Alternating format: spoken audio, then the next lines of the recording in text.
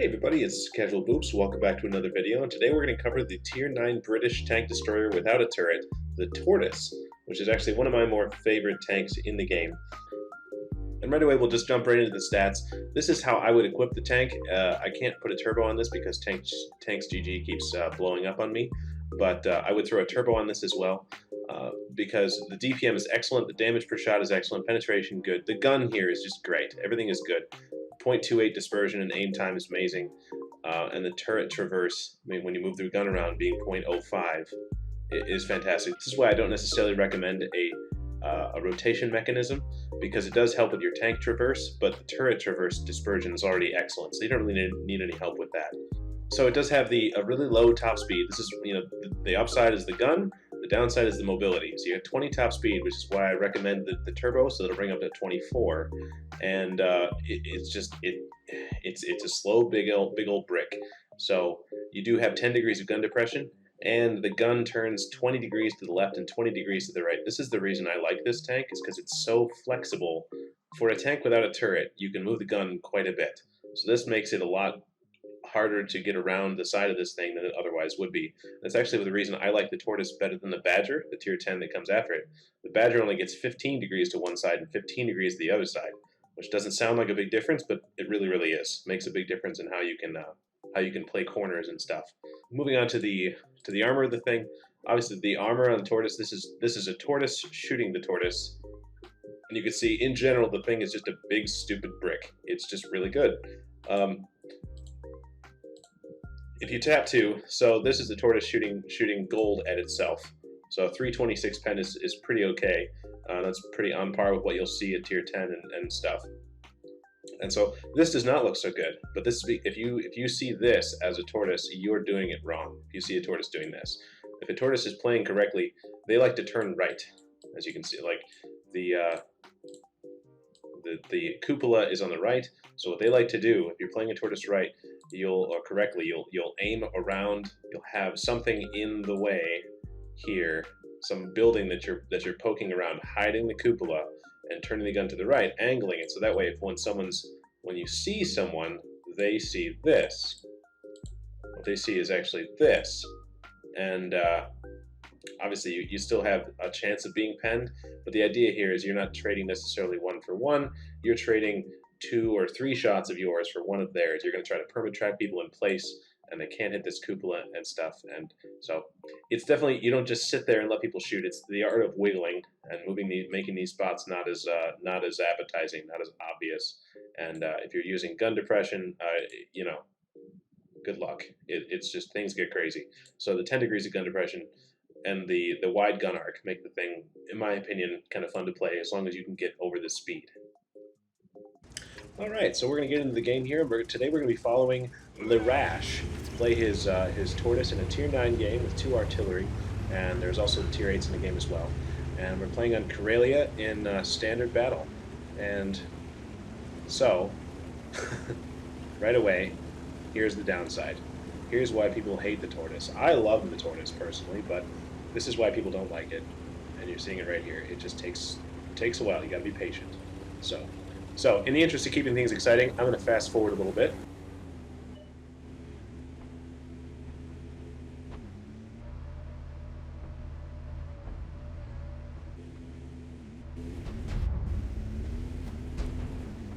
Okay, and Lerash has finally gotten to the fight.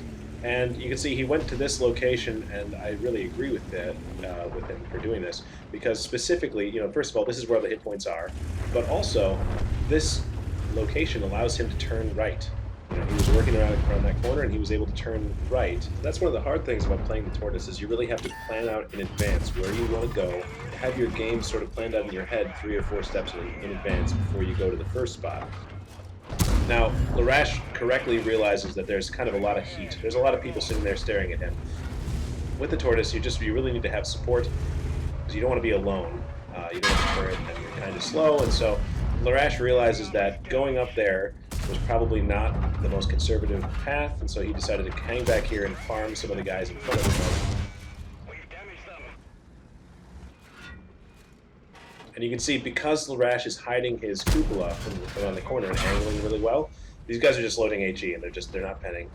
and they're not really doing a whole lot. There's some HE damage going on, but he's able to just sit here and dish out the pain. And you can see that the .28 accuracy is really that T30 is really far off, but we can still put a shot almost where we want it. So again, the gun is really, really well behaved on the Tortoise. You can see lerash is running food. He's also running an improved configuration. And I suspect he's not running optics because his view range is not very good, even though he has food. So if I had to guess, and lerash, if you see this and you want to correct me if I'm wrong, I think lerash is going to be using a rammer, the improved configuration, and maybe vents. Maybe that's what's going on. I don't. It's hard to tell. Yeah, the improved configuration, I kind of get it. It helps with the tracking speed, so I understand. Personally, I would just try to, I try to play my Tortoise in a way that, if I get tracked, it's not the end of the world. But I totally get how, if lerash doesn't want to accidentally get double tracked. And so, you can see on the minimap here, we've kind of got our team is lemming trained, and then they stopped. Lemming trains are great, but lemming trains that stop are not good. So this is the issue we've got with lerash and his team right now, where the Tortoise can't really flex.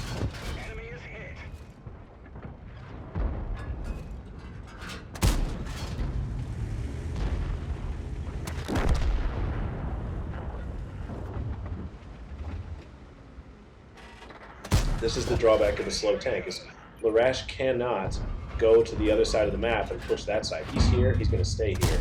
There's nothing he can do about it. And so right now the enemy team is kind of cleaning up while lerash is doing his best to help out. But the enemy team is kind of cleaning up. So and there's enough heat here that all the enemy needs to do is basically keep lerash from breaking out of this and then do the flank arena. So it's not really looking that good. It's 6-11 right now for live tanks.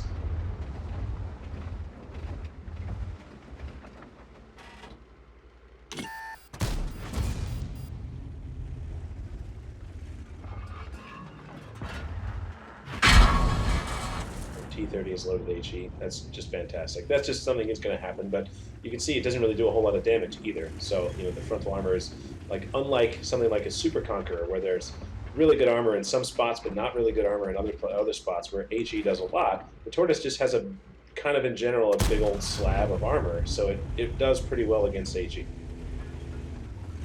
And Type 59 does something aggressive to try to take the T10 out of the game. And this is what I like to see. And when I'm in my Tortoise, I try to track everybody all the time, because the best way to make sure that somebody is required to take your DPM and not just poke out and trade and so on is to perma-track. I'm a little bit surprised lerash doesn't use the indicators on the top of his aiming reticle there to shoot to blind fire the Sturve, because we know he's back there. He shot lerash a couple of times. You know about where he is. There's very conspicuous bushes. So if it were me, I probably would have blind fired a bit, but oh well. So now lerash realizes that this is his moment. He's really got to turn around and clean some of this up back here, because the two guys that are holding him up on the JK line are really far back there. They're not really pressuring him. They're not up in his face, so he can afford to turn around and kind of deal with some of this.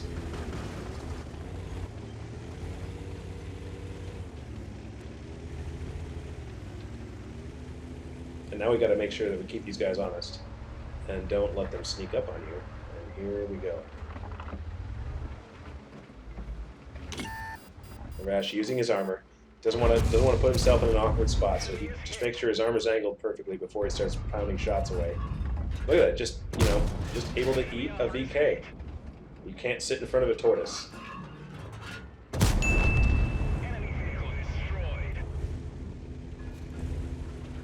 Okay, so lerash sees now we've got a T30 back there and behind him, but also you've got all these mediums that are going to come around and flank your Type 59. So he realizes that the time is now to turn around and try to stop this from. And now it's a 1 versus 7, but you don't want to get too close because they're about to try to flank you, as they should. So he wants to put the back of his tank against the wall so they can't get behind him. And I don't know what they're doing here. They're just trying to you know, if they just think the game is over, or this is pretty amazing. There's a stirb just out in the middle of nowhere. There's the stirb that was back in the back of the map before. I don't know what they're trying to do here, but this is not how you take down a tortoise. You gotta track him. You gotta go around the side, but just sitting here and feeding it. I think the STRV has now realized that what a horrible mistake he's made. It's too late for that now. And every time he shoots, lerash is looking back because it's just him now. It's just him against 5 enemies, and he had the 6th one before he killed the stirb, waiting for this T-30 to come around the corner and end him any minute, any second. Where is the T-30? Right? And so he's trying to hedge his bets, right? So like, any second this T-30 could be coming, but then so could the 430. So how do we handle this? Oh my god. This is really awkward. This is, you know, you don't have the flexibility to move around because you're a tortoise, and you don't have a turret, and oh my god, what? I can feel the discomfort. Lerash decides it's trying to be aggressive. You have to be aggressive somewhere. So we're gonna see if we can. Oh my god, 430's still there, so I guess we'll just take him out of the game. Lerash is now on 6 kills and 7,600 damage. You know, it's a 1 versus 4 now, but like, this is just an example. Those guys just sat there and ate 4,200 or 4,400 DPM while they were trying to shoot him from the front. So this is just an example of what a tortoise can do when the enemy runs their face in like a bunch of morons, to be quite honest. That's just, yeah, that's pretty much what happened.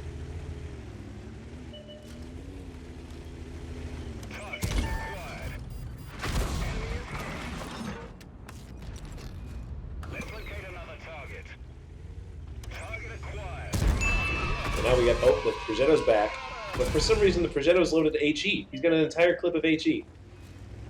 So lerash can just snap a shot in, and now he backs up to keep the rock between himself and the Lorraine because he doesn't want to get splashed in the engine deck of his Tortoise by the Lorraine. The armor on the front of the Tortoise is very good. The armor on the top and the back of it is not so good. So it's very possible that Lorraine could splash the engine deck and finish lerash off. So he tries to make that not happen. Shuts him down. So now we're at 9 kills. Where is the T-30? Where? There. What is happening? What? The T-30 does not. Hello? Hello? Anybody home? T-30 must be AFK. What a heartbreak. That honestly, that T-30 being AFK kind of threw this game.